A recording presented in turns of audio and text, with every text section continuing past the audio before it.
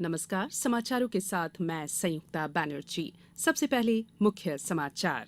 विद्युत नियामक आयोग ने जारी किया नया टैरिफ, घरेलू उपभोक्ताओं पर न्यूनतम चार्ज समाप्त। प्रदेश में ओलावृष्टि से प्रभावित किसानों को खरीफ फसल का ऋण चुकाने 30 अप्रैल तक मोहलत।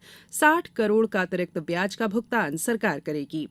अमरकंटक में 600 मेगावाट का पावर प्लांट लगाने 4,000 करोड़ से अधिक राशि मंजूर। पन्ना में खोला जाएगा कृषि महाविद्यालय।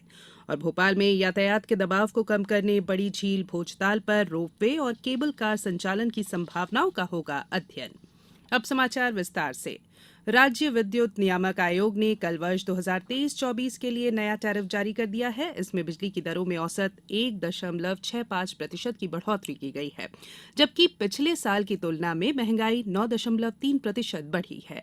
निम्न दाब गैर घरेलू श्रेणी और निम्न दाब औद्योगिक श्रेणी की विद्युत दरों में कोई भी वृद्धि नहीं की गई है। ऊर्जा मंत्री प्रद्युमन सिंह तोमर ने बताया है कि वर्तमान में शासन द्वारा दी जा रही सब्सिडी के कारण 100 यूनिट तक विद्युत खपत करने वाले घरेलू उपभोक्ता और फ्लैट रेट कृषि उपभोक्ताओं के विद्युत बिलों पर इस मामूली वृद्धि का कोई भी प्रभाव नहीं रहेगा। घरेलू उपभोक्ताओं पर न्यूनतम चार्ज समाप्त कर दिया गया है। उच्च दाब उपभोक्ताओं की मांगों का ध्यान में रखते हुए इस साल केवीएएच के आधार पर प्रस्तावित बिलिंग को मान्य नहीं किया गया है। आयोग ने मेट्रो रेल के लिए अलग श्रेणी बनाकर विद्युत दरें निर्धारित की हैं। इलेक्ट्रिकल व्हीकल चार्जिंग स्टेशन के लिए स्थायी प्रभार को समाप्त किया गया है।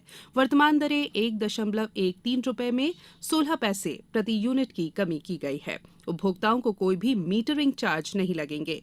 घरेलू उपभोक्ताओं को 100 यूनिट तक के बिल पर 10 रुपए तक बढ़ाए गए हैं, लेकिन इन उपभोक्ताओं को अटल गृह ज्योति योजना में पहले की तरह मात्र 100 रुपए का ही भुगतान करना होगा। प्रदेश में बारिश और ओलावृष्टि से फसलों को हुए नुकसान को देखते हुए राज्य सरकार ने किसानों को ऋण चुकाने के लिए समय सीमा 28 मार्च से बढ़ाकर 30 अप्रैल तक कर दी है। यह निर्णय कल मुख्यमंत्री शिवराज सिंह चौहान ने मंत्रियों के साथ चर्चा करने के बाद किया। मुख्यमंत्री ने कहा कि समय सीमा में वृद्धि से 60 करोड़ रुपए का अतिरिक्त ब्याज भार आएगा, जिसका भुगतान राज्य शासन द्वारा किया जाएगा। मुख्यमंत्री ने कहा कि किसानों को 32,000 रुपए प्रति हेक्टेयर की दर से राहत राशि प्रदान की जाएगी। मुख्यमंत्री ने कहा कि ओला प्रभावित किसानों से वसूली स्थगित करने का फैसला भी लिया गया है। उसका ब्याज भी राज्य शासन द्वारा भरा जाएगा। इससे किसानों को अगली फसल के लिए 0% ब्याज पर ऋण मिल सकेगा। मध्यप्रदेश ग्रामीण सड़क विकास प्राधिकरण को ई गवर्नेंस के क्षेत्र में प्रथम श्रेणी पुरस्कार दिया गया है। मध्यप्रदेश ग्रामीण संपर्कता परियोजना के क्रियान्वयन के लिए तैयार किए गए सॉफ्टवेयर जियो रीच के जरिए 3,000 करोड़ का डिजिटल भुगतान करने पर कंप्यूटर सोसाइटी ऑफ इंडिया ने राष्ट्रीय स्तर पर पुरस्कार दिया। ये पुरस्कार दिल्ली टेक्नोलॉजिकल विश्वविद्यालय नई दिल्ली में आयोजित एक समारोह में दिया गया। मुख्यमंत्री लाडली बहना योजना में अब तक प्रदेश भर में करीब 7 लाख आवेदन भरे जा चुके हैं। मुख्यमंत्री शिवराज सिंह चौहान ने कहा कि राज्य शासन द्वारा ई केवाईसी के लिए राशि उपलब्ध कराई जा रही है। कुछ स्थानों से ई केवाईसी के लिए पैसे मांगने की शिकायतें प्राप्त हुई है। इस पर त्वरित कार्रवाई करते हुए दोषियों को दंडित किया गया है। ये समाचार आप आकाशवाणी भोपाल से सुन रहे हैं। हमारे समाचारों को अब आप कभी भी और कहीं भी अपनी सुविधा के अनुसार सुन सकते हैं। ये समाचार बुलेटिन यूट्यूब, ट्विटर और फेसबुक पर AIR न्यूज भोपाल पेज पर सुने जा सकते हैं। इसके अलावा आप हमारी वेबसाइट newsonair.com पर या AIR न्यूज ऐप पर भी समाचार सुन सकते हैं। ब्रेक के बाद बुलेटिन में एक बार फिर आप सभी का स्वागत है। मुख्यमंत्री शिवराज सिंह चौहान की अध्यक्षता में कल मंत्रि परिषद की बैठक में कई निर्णय लिए गए। कैबिनेट ने Madhya Pradesh power generating company limited की पूंजीगत योजना अमरकंटक ताप विद्युत गृह चचाई में 660 मेगावाट क्षमता की नवीन सुपर क्रिटिकल ताप विद्युत इकाई का विस्तार करने 4,665 करोड़ 87 लाख रुपए की स्थापना का अनुमोदन कर दिया। इकाई से वर्ष 2027-28 में वाणिज्यिक उत्पादन शुरू किए जाने की योजना है। ये भी निर्णय लिया गया है कि प्रदेश में कृषि यंत्रीकरण के क्षेत्र में कौशल विकास योजना अंतर्गत 3 साल में 6,000 युवाओं को वृहद कृषि यंत्रों को चलाने के लिए प्रशिक्षण दिया जाएगा, जिससे उन्हें स्वरोजगार शुरू करने में मदद मिलेगी। सरकार के प्रवक्ता और गृह मंत्री डॉ नरोत्तम मिश्रा ने बताया कि मंत्रिपरिषद ने खंडवा के 6 गांव माखन, सिंगरौली जिले के बरगवा और जिला आगरमालवा में सोयतकला को नई तहसील बनाने के प्रस्ताव को सहमति दे दी है।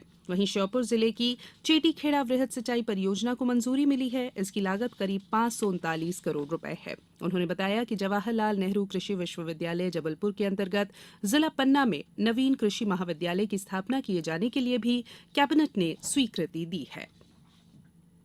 मुख्यमंत्री शिवराज सिंह चौहान ने भोपाल की बड़ी झील भोजताल पर रोपवे और केबल कार संचालन की संभावनाओं को देखते हुए अध्ययन और परीक्षण कराए जाने के लिए कहा है। कल भोपाल में मध्यप्रदेश ग्रामीण सड़क विकास प्राधिकरण के संचालक मंडल की बैठक में मुख्यमंत्री ने कहा कि भोपाल में यातायात के दबाव को कम करने के लिए ठोस उपाय हों। वहीं संचालक मंडल ने कमला पार्क से संत हिरदाराम नगर भोपाल इंदौर मार्ग तक वीआईपी मार्ग सहित 8 लेन में सड़क निर्माण की मंजूरी दी है। प्रदेश में इंफ्रास्ट्रक्चर इन्वेस्टमेंट ट्रस्ट अंतर्गत जनोपयोगी कार्यों के संपादन की पहल हुई है। इस दिशा में विभिन्न नई परियोजनाओं के क्रियान्वयन में भी ऑफ बजट संसाधनों के उपयोग पर चर्चा हुई। अमेरिका की United state agency for international development के द कोवैक्स इनिशिएटिव प्रोजेक्ट के तहत केन्या के प्रतिनिधि मंडल ने इंदौर की स्वास्थ्य सेवाओं की जानकारी ली। इस प्रोजेक्ट में कोविड-19 के टीकाकरण की रणनीति के साथ साथ कोविड-19 के प्रबंधन और स्वास्थ्य सेवाओं के ज्ञान को विभिन्न देशों द्वारा साझा किया जा रहा है।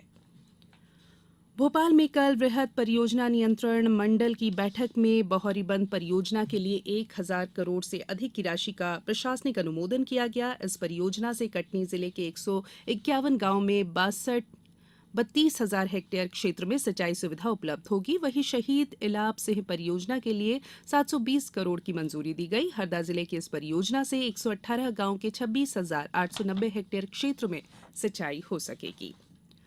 प्रदेश भर में चैत्र नवरात्र पर्व पूरे उत्साह के साथ मनाया जा रहा है। आज महाअष्टमी है। इस दिन मां दुर्गा मंदिर में पूजा पाठ के साथ कन्या भोज के आयोजन किए जाते हैं।